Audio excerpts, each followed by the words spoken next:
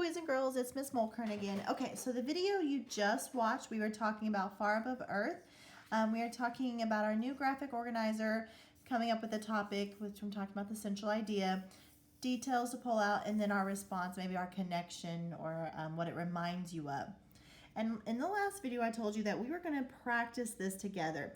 So this was my example that I did before. I walked you through it last time. Now we are going to pick a new page today, and we are going to do the same thing, but this way you can see the process. So here's our book, Far Above Earth. Make sure you can see it in my video. Okay. All right, so I'm going to, let's see. We did Living in Space last time. I want to do Waking Up in Space on page 4. So right over here, I have my sticky note there. Now remember, we are working on main idea, central idea. One thing that I did want to share with you before we got too far into our organizer today is that your central idea, think of it as, let me draw this chart for you. So it has think of it as your topic. And then off of your topic, you're going to have these other little boxes here. These are your details. Now, actually, on your last Unit 7 reading test, they had this same chart when they're talking about their argumentative text and while kids need recess. And this was their main topic, their central idea, and then they had their reasons. Same thing here, except this is your central idea, and these are your supporting details that are going to support it. I'm going to draw a picture, and it's not going to look that great, but I also say when you're thinking of central idea, think of it as a tabletop with legs. And on your table, if you don't have these are your legs or your details, if you don't have your legs, then your central idea up here will just fall. There's nothing to support it. So always remember that your details have to support your topic, have to go along with it. Okay. All right, so back to what we were going to do today. So Waking Up in Space, this is our heading. So just right off the bat, when I'm trying to think of what my central idea or my topic is going to be about, I'm just going to look at the heading. I always look at the title. It's going to help you. So this is Waking Up in Space. Well, I'm pretty certain, central idea, pretty simple. I believe it's going to be about waking up in space. Well, when you wake up, I'm thinking maybe, the morning time. Also, I think it's going to be a little bit different about when they wake up in space. I kind of know how we wake up when we get out of bed, we stretch, we yawn, put our feet on the floor, and we get going. But they're up in the space station, so this is going to look a little bit different. So waking up in space, and it's going to be about the morning. So that's our central idea. That's our topic. Your title is going to give you that idea.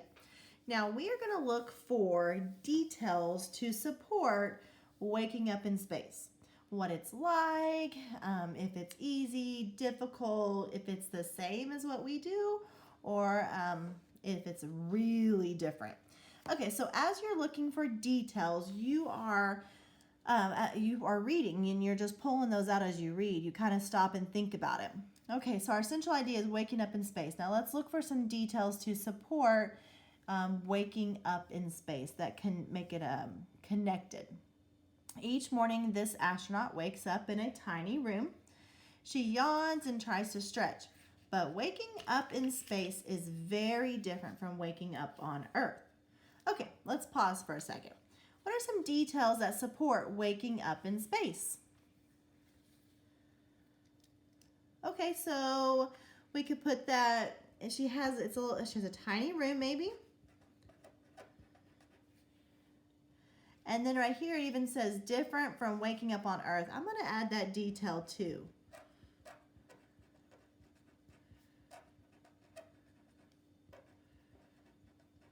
Okay, so our topic is waking up in space. Some details, tiny room, different from Earth. Okay, so let's keep reading. In space, she can sleep standing up or upside down. She unzips her sleeping bag and just steps out of her tiny room. Okay, so how do they wake up in space? Well, what did we learn? What are some things that talk about waking up in space? Okay, well, she sleeps standing up. That's definitely different than what we do. And then she unzips her sleeping bag and just steps out. So unzips and steps out. I don't really unzip my sleeping bag. I don't really sleep in a sleeping bag. I sleep in a bed, and I don't really have to step out. I kind of have to, roll to get out of bed sometimes. Okay, so detail, tiny room, different from Earth, sleep standing up, unzips and steps out. Let's see if these details go along with our topic. We said our topic was waking up in space. Well, waking up in space, you have a tiny room. It's different from Earth.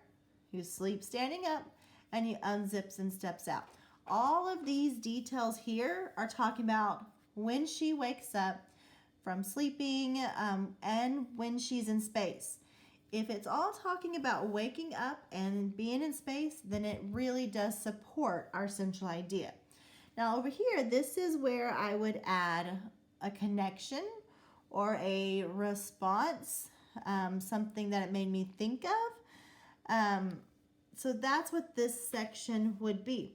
And so I just want you to think a little bit about whenever we were reading these two pages, did you have a connection? Did you make you think of something? I know when it said that she unzips her sleeping bag and just steps out, it reminded me of camping with my family. And it also reminds me of, when we're camping with my family, it's a tiny little tent. You have to unzip our sleeping bags, get out. But it's tiny, just like over here, it's a tiny room. So it made me remember the tiny tent that we had. Very teeny tiny. So you might have some different responses. Maybe something sleeping. Maybe you sleepwalk. Maybe you have something that it reminded you of. Or using a sleeping bag some time. Or maybe you watched a show about space and maybe you've already seen this before. So just know that when you're using this graphic organizer, you're coming up with the topic, you're really looking at the heading, the title that's going to help you. Maybe even the first sentence of a paragraph will give you that main idea or the central idea as well. And then details to support it.